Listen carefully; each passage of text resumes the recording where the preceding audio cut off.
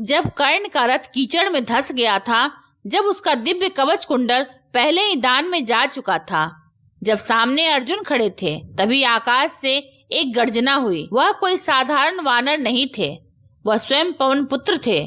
क्या आप जानते हैं उस अंतिम क्षण में हनुमान जी ने कर्ण से क्या कहा था? क्या वह उसे चेतावनी देने आए थे या उसका अहंकार तोड़ने? कुरुक्षेत्र का 17वां दिन, धरती खून से भीग चुकी थी। धर्म और अधर्म की रेखाएं धुंधली पड़ चुकी थीं। कर्ण आज सेनापति था, उसके मन में केवल एक लक्ष्य था, अर्जुन का वध। लेकिन एक अदृश्य शक्ति आज उसका परीक्षण लेने वाली थी। कर्ण ने सुबह सूर्य की ओर देखा, वह सूर्य पुत्र था। उसने प्रण लिया, आज अर्जुन जीवित नहीं बचेगा। दूसरी ओर अर्जुन के रथ पर ध्वजा फहरा रही थी। उसी ध्वज पर बैठे थे हनुमान जी। क्यों?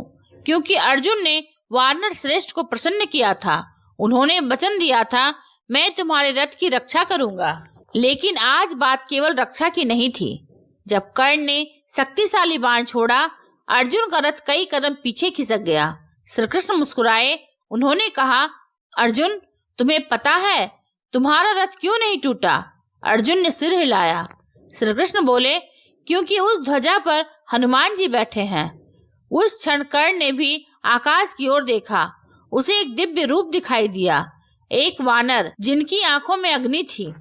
युद्ध के मध्य एक पल ऐसा आया जब समय जैसे थम गया। कर्ण का रथ कीचड़ में धंस गया। वह श्रापित था, परशुराम जी का श्राप, भूमि देवी का श्राप। वह पहिया निकालने लगा, तभी उसे लगा कोई उसके पीछे खड़ा है।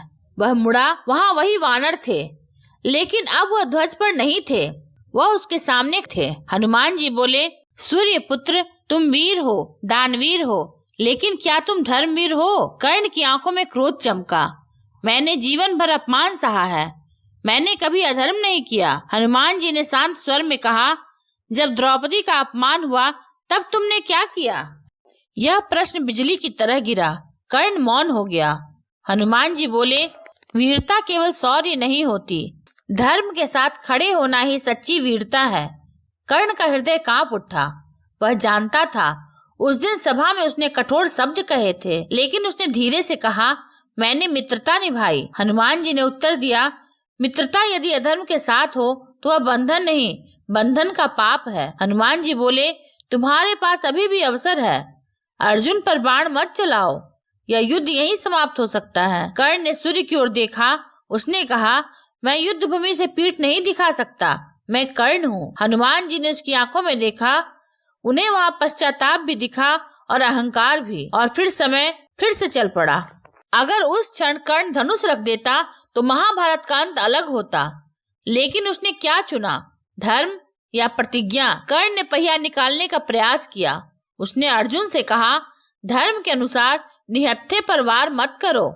श्री कृष्ण हंसे। उन्होंने कहा, जब अभिमन्यु निहत्था था तब तुम्हें धर्म याद क्यों नहीं आया? यह वही प्रश्न था जो अभी अभी हनुमान जी ने उससे पूछा था। कर्ण का बाहरी युद्ध अर्जुन से था, लेकिन उसका असली युद्ध अपने भीतर था। हनुमान जी की आवाज गूंज रही थी, धर्म अवसर देता है पर बार बार नहीं। कर्ण ने आकाश की ओर देखा। उसे फिर वही वानर दिखे। इस बार हनुमान जी के चेहरे पर क्रोध नहीं था, करुणा थी। उन्होंने कहा, तुम महान हो सकते थे, लेकिन तुमने देर कर दी। कर्ण मुस्कुराया, शायद मेरा भाग्य ही यही था। अर्जुन ने बाण उठाया। श्री कृष्ण ने आदेश दिया, बाण चला। सूर्य पुत्र धरती पर गिर पड़े। जब कर्ण प्राण त्याग रहे थे, हनुमान जी ने आकाश से कहा, तुमने दान में अपना कवच दिया, तुमने जीवन भर संघर्ष किया, तुम्हारी वीरता अमर रहेगी। लेकिन यह संसार तुम्हें सिखाएगा कि धर्म से बड़ा कोई दान नहीं। अगर कर्ण उस दिन हनुमान जी की बात मान लेता तो क्या इतिहास बदल जाता? क्या वह पांडवों के साथ खड़ा हो सकता था, या फिर महाभारत का यही अंत तय था? कर्ण भूमि पर गिर चुका था। आकाश शांत था। युद्ध की गर्जना जैसे कुछ क्षणों के लिए थम गई थी। सूर्य अस्त की ओर बढ़ रहा था। कर्ण ने धीमे से आंखें खोली।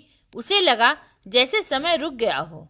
उसे याद आए वे क्षण जब उसने कवच कुंडल दान दिए थे, जब उसने दुर्योधन का हाथ थामा था, जब उसने सभा में द्रौपदी पर कटु वचन कहे थे। उसकी आंखों से एक अश्रु बह निकला। आकाश में फिर वही दिव्य स्वर गूंजा। हनुमान जी बोले, सूर्य पुत्र, मनुष्य अपने जन्म से महान नहीं होता, अपने निर्णयों से महान होता है। कर्ण ने क्षीण स्वर में पूछा, क्या मेरे लिए क्षमा है? हनुमान जी बोले, धर्म कठोर है पर न्यायपूर्ण भी। तुम्हारी दानवीरता अमर रहेगी, तुम्हारा साहस भी, पर संसार तुम्हें एक शिक्षा के रूप में याद रखेगा। कर्ण मुस्कुराया, मैंने मित्रता निभाई पर शायद धर्म खो दिया। अगर पुनर्जन्म हो तो मैं सत्य के साथ खड़ा रहूंगा। सूर्य की अंतिम किरणें उसके मुख पर पड़ी और सूर्य पुत्र शांत हो गया। उस दिन कुरुक्षेत्र ने एक और वीर खोया, लेकिन इतिहास ने एक प्रश्न पा लिया, क्या केवल वफादारी पर्याप्त है? अगर वह धर्म के साथ हो। कर्ण महान था पर उसकी महानता अधूरी रह गई। अगर कर्ण को अपने जन्म का सत्य पहले पता चल जाता, अगर उसने दुर्योधन का साथ छोड़ दिया होता, तो क्या वह इतिहास का सबसे महान नायक कहलाता? या फिर भाग्य वही लिखता है जो मनुष्य अपने कर्मों से चुनता है? कमेंट में जरूर बताएं।